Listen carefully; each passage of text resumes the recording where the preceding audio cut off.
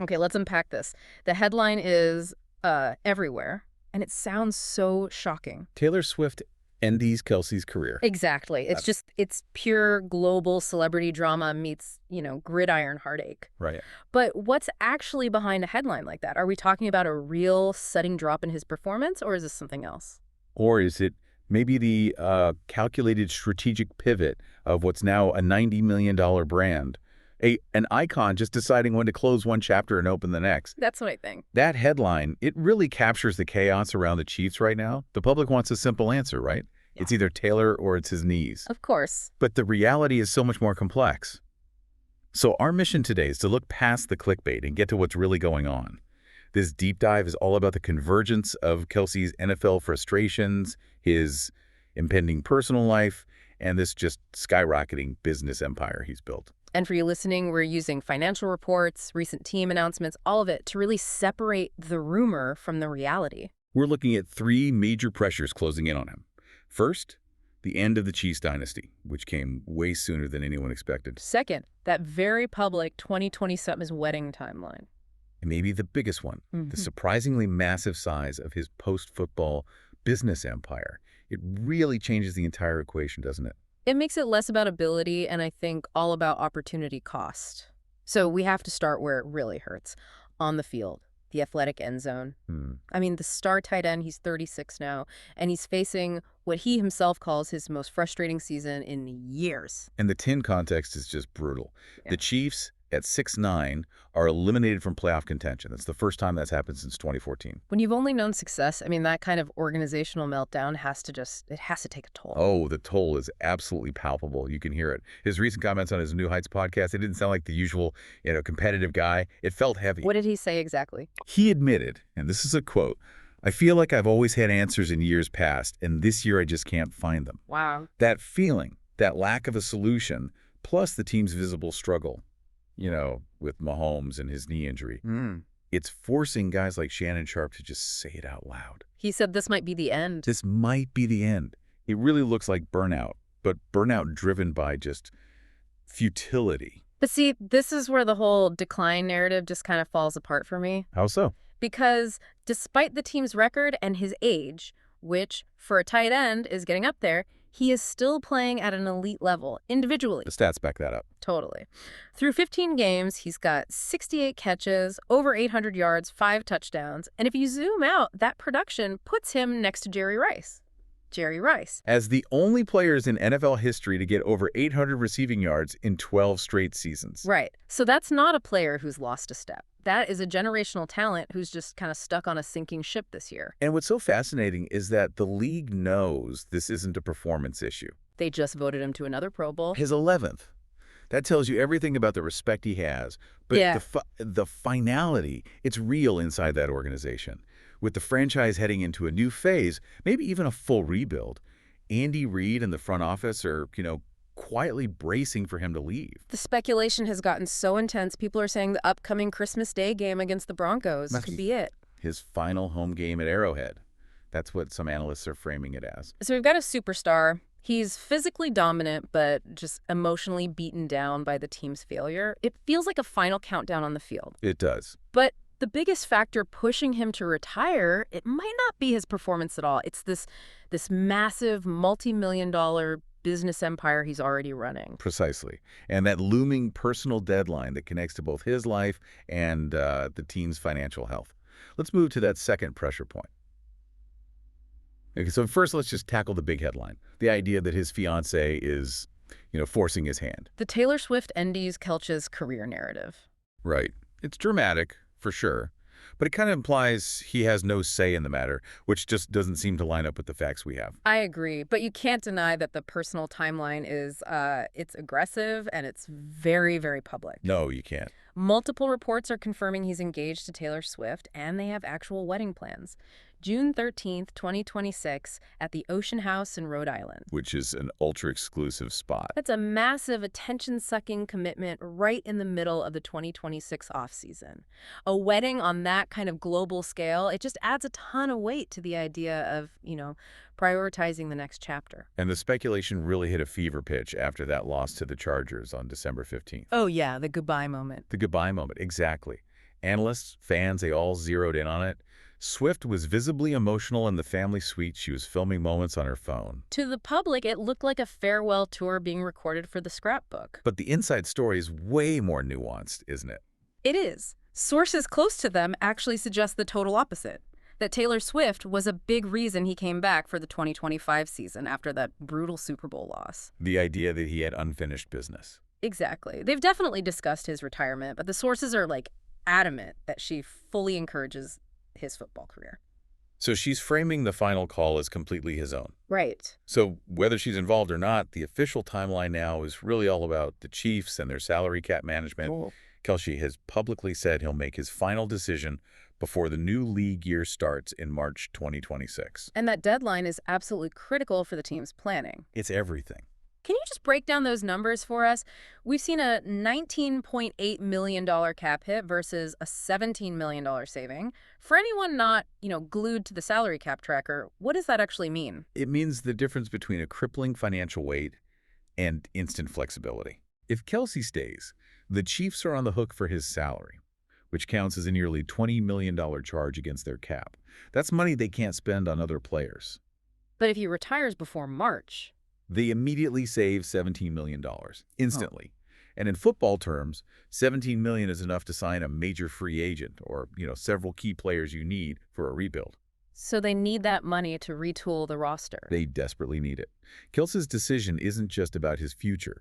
It is the first domino that determines the immediate future of the entire Kansas City Chiefs franchise. So the March deadline is huge for the team's recovery.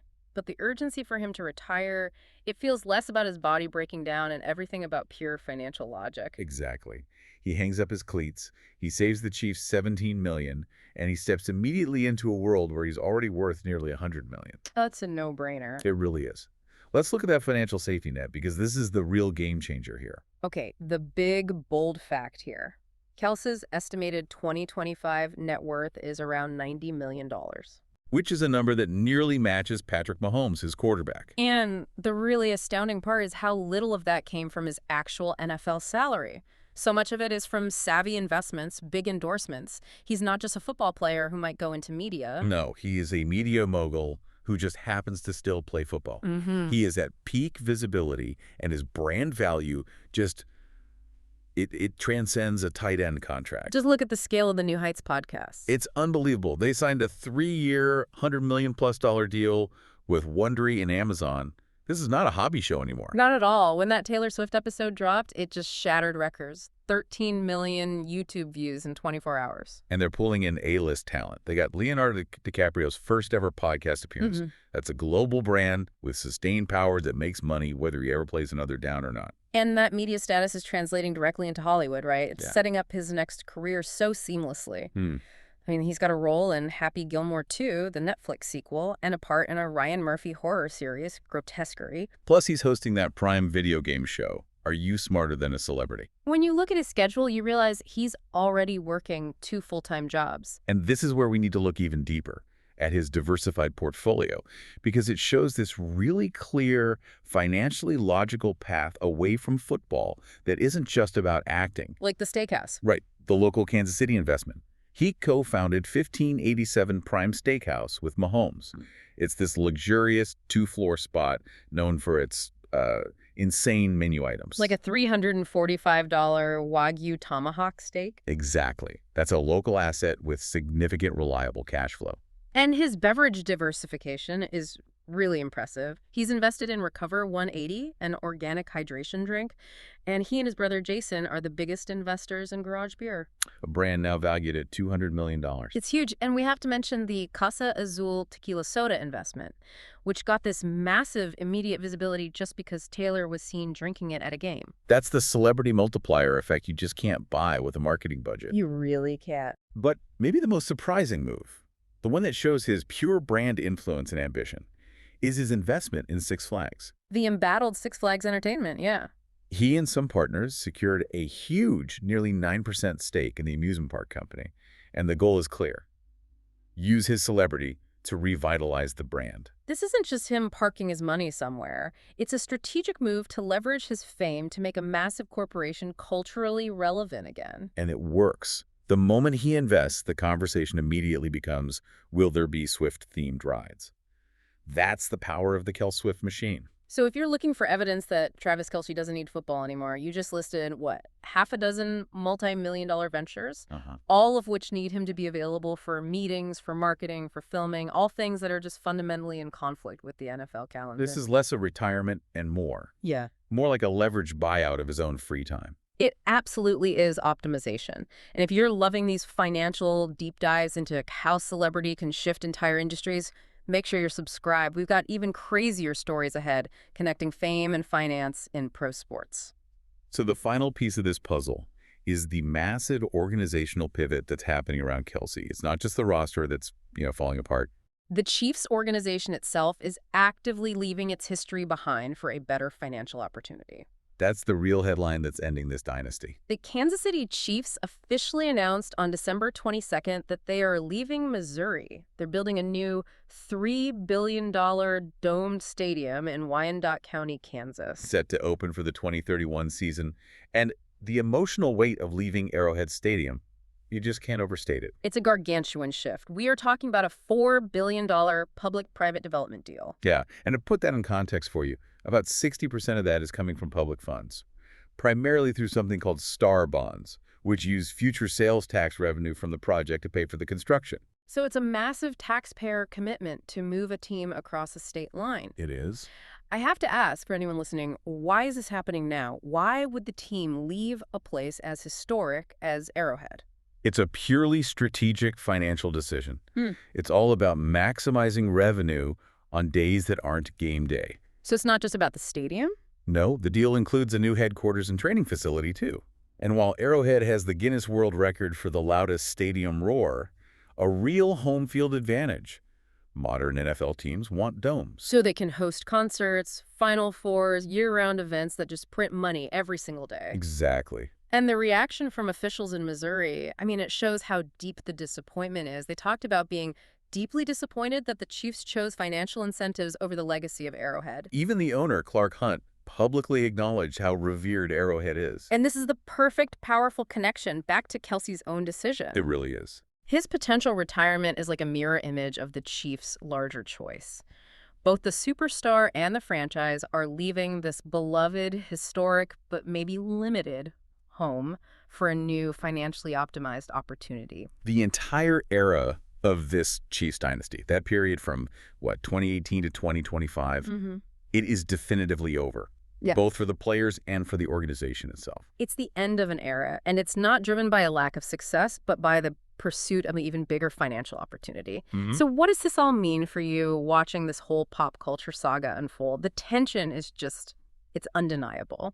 Kelce's still performing well enough to stay, right? This 11th Pro Bowl proves that, and the Chiefs need his leadership. But the organizational chaos, the frustration you can see on his face, that tight March deadline for the team's money. And then you have the clear, lucrative path laid out by his business empire, the $100 million podcast, the steakhouse, F1s, Six Flags. It makes retirement look less like a loss and way more like a corporate promotion. I think that's the core truth we've really uncovered here. Taylor Swift didn't end his career. She amplified his brand to such spectacular heights that his life after football just became far more appealing, more secure, and let's be honest, way more profitable than his life on a declining football team. It's a decision of pure optimization. He's recognizing that the highest return on investment for the Travis Kelce brand is now off the field. It's that simple. We know Travis Kelce wants to be remembered first for what he did on the field. For the Super Bowl rings, his legacy is one of the greatest tight ends ever. Of course.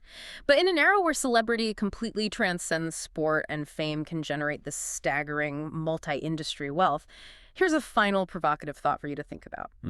Will history ultimately remember Kelce more as a generational football player who won championships, or as one half of a pop culture phenomenon that successfully pivoted a $90 million athletic brand into a diversified business empire, mirroring his own team's financially driven move away from its legacy? You've been listening to The Deep Dive, where we uncover the insights shaping the world around you. Thanks for tuning in, and don't forget to subscribe for more deep dives that empower you to be well-informed.